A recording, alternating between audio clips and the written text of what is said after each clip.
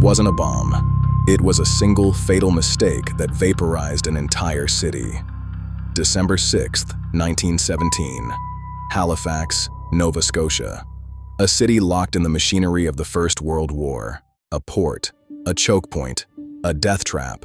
The SS Mont-Blanc wasn't just a ship. It was a floating tomb. Beneath its iron skin sat 2,900 tons of pure, volatile destruction. TNT, picric acid, and benzol. It was a ticking clock, and the city of Halifax was the audience, blissfully unaware. 8:45 a.m.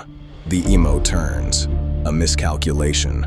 A sharp, violent scrape of steel against steel. The Mont-Blanc is wounded.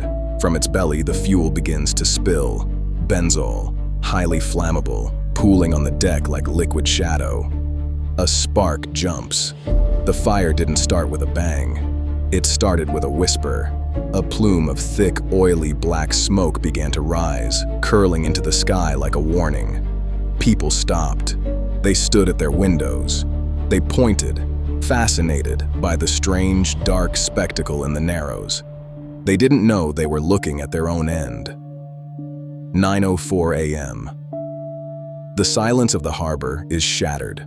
The Mont-Blanc ceases to be a ship.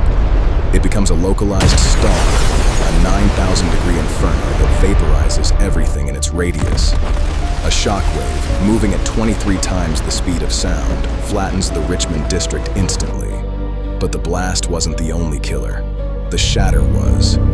Thousands of people watching through their glass windows were met with an instant, invisible hail of razor-sharp shards. In a single heartbeat, the city was blinded. A 15-foot tsunami surged across the harbor. And then, the true horror and the final act of defiance. Deep in the telegraph office, Vincent Coleman stared at the incoming reports. He knew the ship was about to detonate. He could have run. He stayed. His final message, sent to incoming trains. Hold up the train. Ammunition ship afire in harbor, making for Pier 6 and will explode. Guess this will be my last message. He didn't survive, but hundreds of others did. 2,000 dead, 9,000 injured. A city erased. History is written in blood, but sometimes it's written in smoke. Echoes of the past are never truly gone. If this moved you in any way, take a moment to follow, like, and share for more untold stories that deserve to be heard.